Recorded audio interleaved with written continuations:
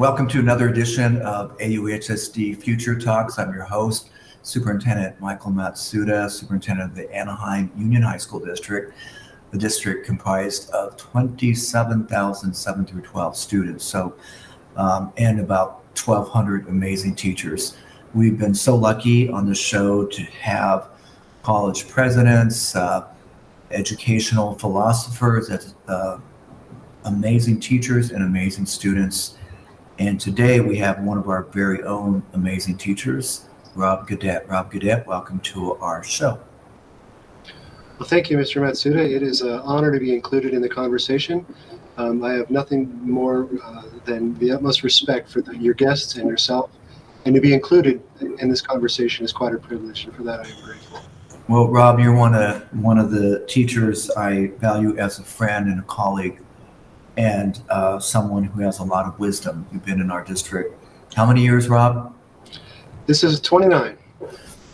29 years. A long time. And you are a junior high history teacher at Dale Junior High, award-winning, winning many accolades through the years. But you're not into awards. Those who know you, you're into teaching and learning.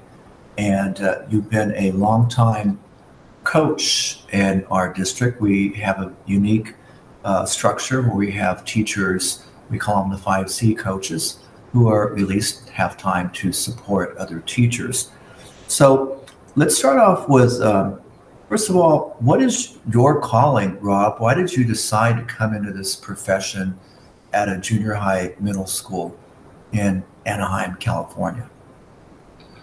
Oh boy, that's a long story. For every educator, we've all got a story to tell. Mm-hmm. For me, it was kind of just that. In terms of history, I really liked a good story. I worked before education. I was a legal assistant, and I realized very quickly that I did not want to be a lawyer. And I also realized that I enjoyed working with young people. As a coach and an athlete myself, working with young people was where my heart was. And if I could make a living by helping students understand the importance of the history of our country and participate in our democracy, then that's what I was going to do. And to be quite honest, I got a job at Dale Junior High School, and I did my student teaching at Fountain Valley Different High School, which is a completely different demographic, very much upper middle class. But when I came to Dale Junior High School, I just fell in love with the students, and I kind of felt connected to the community immediately, and I really felt that I had the opportunity to impact both my colleagues, the school community. I remember some years ago, Rob, my son was interested in education, and I said, well, would you like to come see one of our amazing teachers, Mr. Gaudette? And you were teaching, I think, 8th grade U.S. history, and it was a big class, and you taught a lesson about was it Sand Creek Massacre or something like that. And afterward, my son wanted to interview you. And I remember you ended up interviewing him and asking him, well, what level of class was that? Was that regular ed and honors? And my son thought it was an honors class. And then you said, well, who do you think was this most engaged, smartest kids? And he said, I don't know, some kid, kind of in the front. And you said that kid was a special ed student. And my son was just sort of floored because you were teaching at a very high, what he would regard as a very high level. And his takeaway was that, why don't all kids get that type of education? And he was very impressed. And he wrote a paper about it.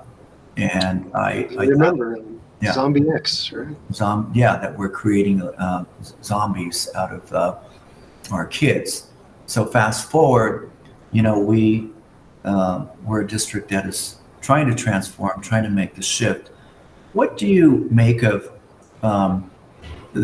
the purpose of education? If someone were to ask you, Rob, what is the purpose of K-12 education? How would you answer that?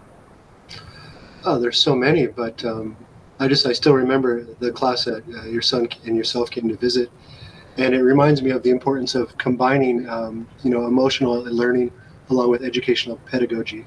A lot of teachers see those as compartmentalized, where you're a teacher one moment and then you're a friendly the next.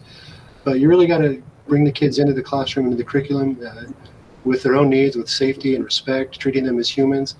And once you establish that relationship, then it makes it a lot easier to bring even students with unique needs to a very different level of thinking. And in terms of the purpose, what I try in my classes is I really want kids to be involved in the guidance of their life and their guidance of their education, hoping that when they do leave the classroom that they feel empowered to vote and make some changes. Because I think what we do in public education is imperative to our democracy. If kids are just blindly accepting what they see on the news or what their friends are saying or what their parents are telling them without questioning and finding reason and evidence for all that, then we're in trouble. And I think our democracy is in peril right now with the political divisions and people unable to empathize with the other sides, to make compromises. But I do hope that through the interactions that I have with my students and also the interactions they have with the U.S. history, that they are able to participate in our democracy and be active citizens, both when they vote and when they interact with the community.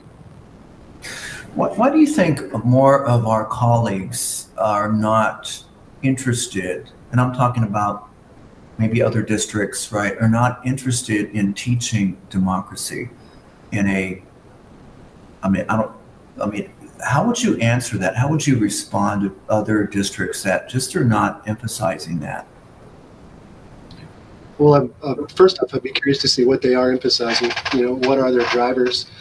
But I think that's a calling, especially for a social studies teacher.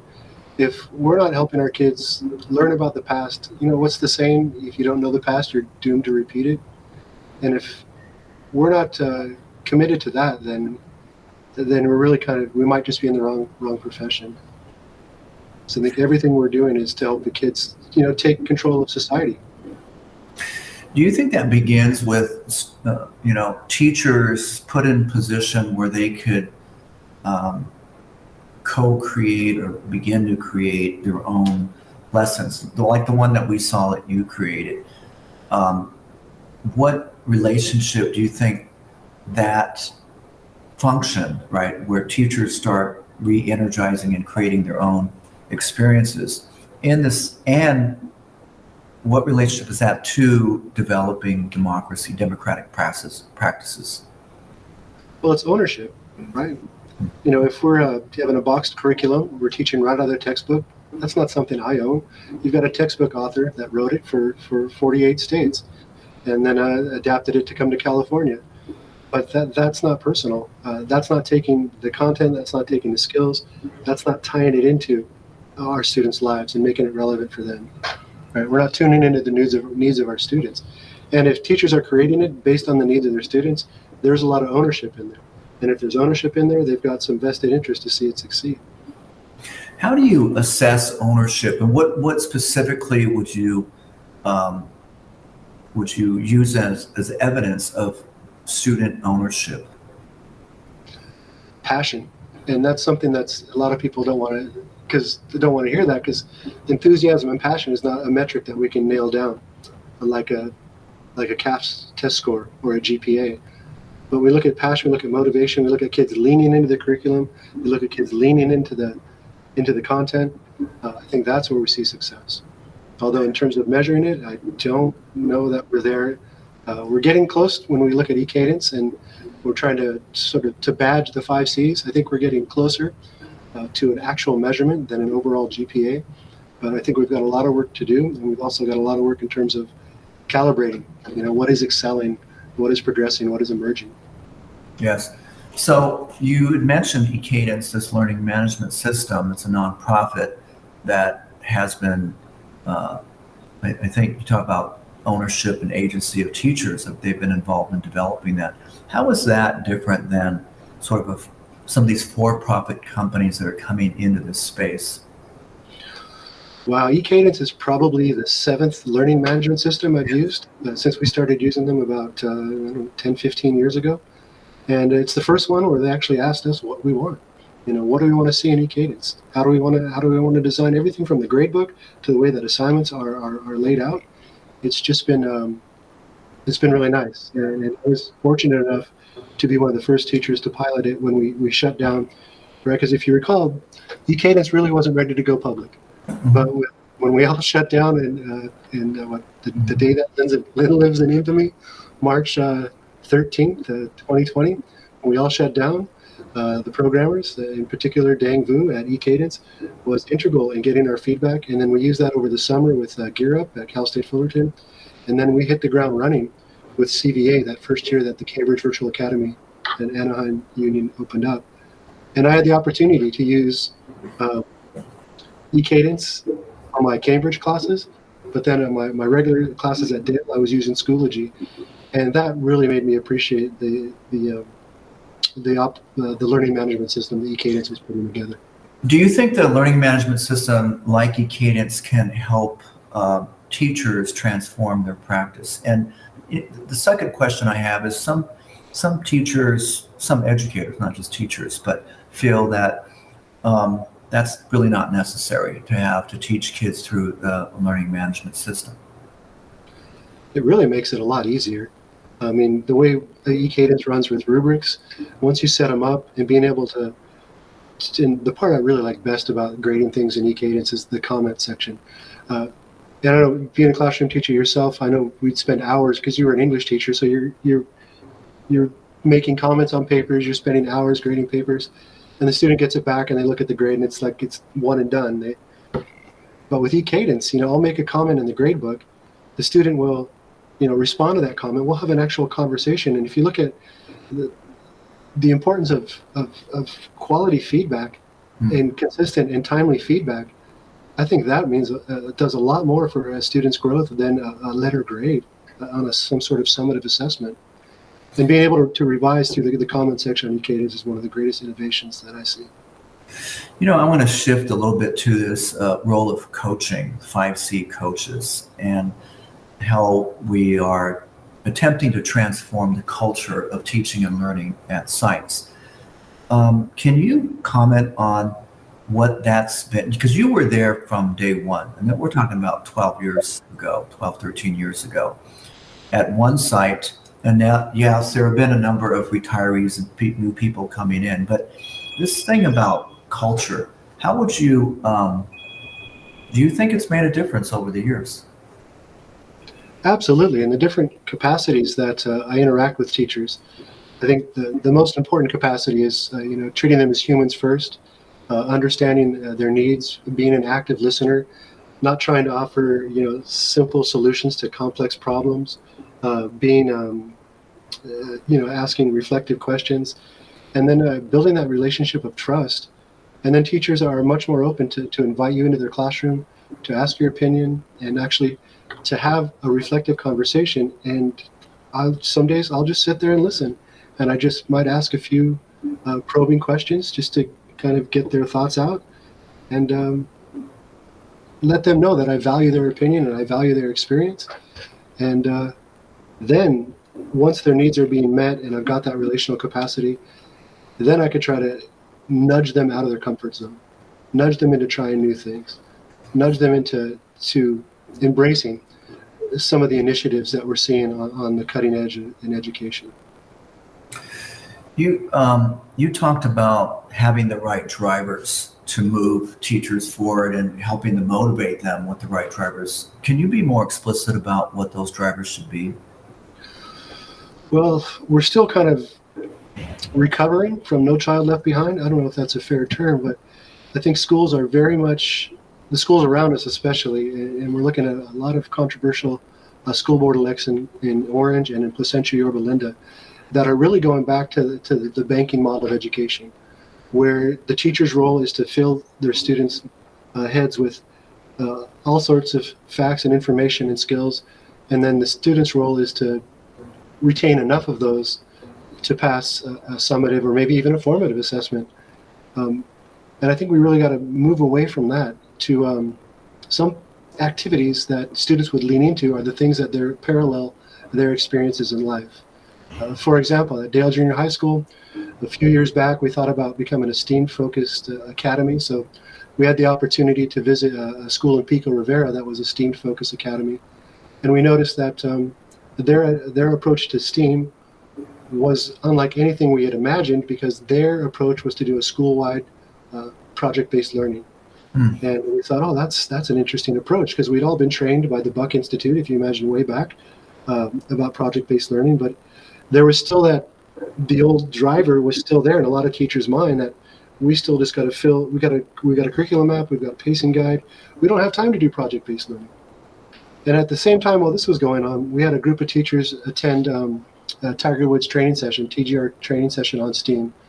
And we kind of reached a critical mass, especially when we looked at what was happening with Tiger Woods and what the STEAM competencies were. And I kid you not, Mike, they mirrored the 5 C's, with the exception of character that was kind of alluded to. But the 4 original C's were very much a STEAM competency. So we reached a critical mass with our visiting the STEAM Academy and getting teachers to go through the STEAM training at TGR. And we had an idea with the Mars landing coming up in 2021 that let's explore the topic in every subject. How can we sustain life on Mars? And we had a grandiose kickoff. We actually were making Mars landers. And then, of course, that day that leads in infamy again, March 13th, 2020, shut us all down, and we continued. And remotely, every teacher in every subject, as they could, surrendered a little bit of their curriculum to sort of address this question about how can we sustain life on Mars. And interestingly enough, in my classes, we kind of had a counter-colonization movement. And you talk about, throwing something out there and not knowing what you're going to get. So I was hoping that, students would figure out, well, what kind of people do we take to Mars? What kind of skill sets do we need? That's what I was looking for. But it kind of backfired, because they said, hey, Mr. Gaudette, why should we colonize Mars? Why should we ruin another planet? We should fix ours. And I'm like, whoa, that's kind of the passion that we want, that students are going to lean into. Yeah, go ahead. No, go ahead. Well, I get excited just hearing about this again. I mean, an entire school taking on a project. And you think about the challenges ahead, Rob, in terms of young people in this country, young people across the world taking on climate change. We have got to, I love what you guys have done, the little engine at Dale Junior High, but I think we need to continue to push ourselves to expand what we can do as a district together, imagine, and then expanding that again. Because I think we're going to need that type of cross-curricular collaboration to deal with something as existential as climate change. Can you comment on that? Well, our topic last year, and I'll be quite honest, we stole this completely from the STEAM Academy in Pico Rivera. The question was, how will we feed a hungrier, hotter planet in 2050? And we began engaging the kids, sort of going back to the 5E model of inquiry from Tiger Woods, by asking the kids where they're going to be in 2050. And then we looked at what would happen on our projected path of climate change, what would happen in 2050. And they said, whoa, that's not a very good picture. So they started actively trying to make change. We had students in English classes making soapbox speeches on climate change. We had history classes. They actually wrote indictments against some of the gross polluters. We had kids indicting ExxonMobil.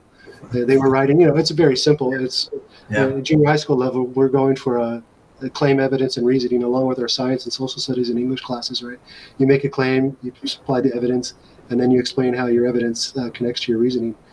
But it was pretty neat. We actually had a judge come in on our Zoom, a Superior Court judge, came into our students all at once through our Lancer time advisory period. And he explained the indictment process on one day, came back the next week, and then did a question and answer period. And it was, we got just about every subject really rallying behind it. You guys have pushed out students that have taught us something. We had one young lady who won the district junior high level for the soapbox speeches, and she was talking about war. Of course, we have a lot of refugees from the Middle East coming in, and she basically said, hey, if you're going to go to war, you think about the refugees and all the consequences of war. It was very powerful. But I think what we're seeing is what I know you're pushing out in terms of working with adults and hopefully getting to the students, this process of becoming self-actualized. Could you share some of that, what you're doing with the adults, this pyramid of self-actualization? You call it the teacher's hierarchy of needs. Yeah, and that goes all the way back to a conversation I had with a math teacher. And my role as an instructional coach, and I said this when we came back in person last year when we opened schools in person. I acknowledge that on March, again, that day, March 13th, everybody was thrown out of their comfort zone. And they lived out of their comfort zone for their teaching comfort zone and even their personal comfort zones. Our lives are all in turmoil. And they've been living outside of their comfort zone. And I pleaded with them, I urged with them, stay out there a little longer. Don't go back to how it was before the pandemic. You guys have grown more with your digital learning skills, your learning management systems, or anything from Edpuzzle to Canva to WeVideo. Teachers were doing this stuff on a daily basis. Let's not go back to how things were. And then a teacher came up to me and said, Rob, you're always asking us to step out of our comfort zone. He goes, and he had a background in some clinical psychology, and he brought back, blooms, and he had it kind of drawn on a piece of paper, kind of his idea of how the basic needs that have to be met so that he can then jump into his zone of proximal development, right outside of his comfort zone, and try new things. But there's basic needs on the bottom level. They got to feel safe in their classroom. They got to feel safe at the school. Then they've got to feel support and belonging from the school community. They got to develop their own self-confidence that they can write lessons, and then they can manage lessons. And once all of those needs are met, kind of the highest level that Bloom calls it the self-actualization model, I consider that to be professional competence, where you feel comfortable enough with your job and what you're doing that you can step off into the unknown and be comfortable enough with possible and quite likely it's not going to be great the first time. There's going to be that room for failure and that room for growth. So when I work with teachers, I try to find out where they are in that pyramid. And again, it's not as tight as, and even though Maslow never had a pyramid, it's more of a structure of different places where students are, and that's a subject of how long I've been in this coaching role. I call my teachers students. And I apologize. Do you think, Rob, that I'm looking at this hierarchy, but obviously the highest is self-actualization. Below that is sort of self-esteem and self-respect, and then below that is sort of a sense of belonging. Where do you find most teachers on this hierarchy? It depends. Sometimes it depends on the day of the week. On Monday, teachers tend to be a little less happy than they are on Friday. I'm sure it depends on the time of the day too, right? Absolutely. But generally, this culture of belonging that we're trying to build with kids, what you're saying is it certainly begins with teachers, right? Oh, absolutely. They need to feel a sense of love and belonging. They need to feel affirmed and recognized by the quote system, right? And I think that we make a mistake to ignore that because, again, you talk about the drivers. If the drivers are a test score, that and you're some districts evaluate by test scores, then you're gonna push. You don't get a sense of love and belonging if that's one of the drivers. You get fear and loathing. I think if your teachers are being judged on test scores. Yeah. But like you said a moment ago, a welcoming environment in the school community, that teachers feel valued, that teachers feel appreciated, that teachers have their esteem needs met. So how do you manage people's sort of expectations and emotions? Like we live in a very uncertain world post-pandemic. There's all kinds of things that are just seem to be in disarray. How do you manage their expectations? And in a second here, I'm going to bring in the ChatGPT because that seems to be another hand grenade that's been thrown in from the AI world. So I want to transition to that and get your thoughts on ChatGPT, but how do you manage their expectations? Well, you don't really manage, you just have to acknowledge. And you got to understand where people are, and it's okay. That's where you are. That's what we got to do. If you need, so many people, Rob, will rather just say, okay, this is too confusing, right? I'd rather go back to what I know, the status quo. Just give me the pacing guide, just give me the test, and I'll do that 9 to 5. That's their comfort zone. For a lot of teachers, were raised either as a young teacher through their credential program or as a student themselves. They're coming out of a test-driven world with the wrong driver, and that's kind of what they resort to in their comfort zone. But we want to challenge them to look at what happens when you give your kids a choice, when you give your kids a relevant topic, when you give your kids some technological tools that they're going to use when they leave the classroom. You know? So a teacher would say, hey, Rob, I'm trying to do this, but now I'm dealing with AI and this amazing tool that can write essays. And they can do all kinds of things. I'm talking about ChatGPT that's already been banned in New York City schools. And we've gone through calculators, we've gone through phones, whether we keep bringing them in the classroom or not. What is your response, Rob, as a veteran teacher who's pretty tech savvy with some of this new type of AI coming in? Do we keep it out or do we bring it in?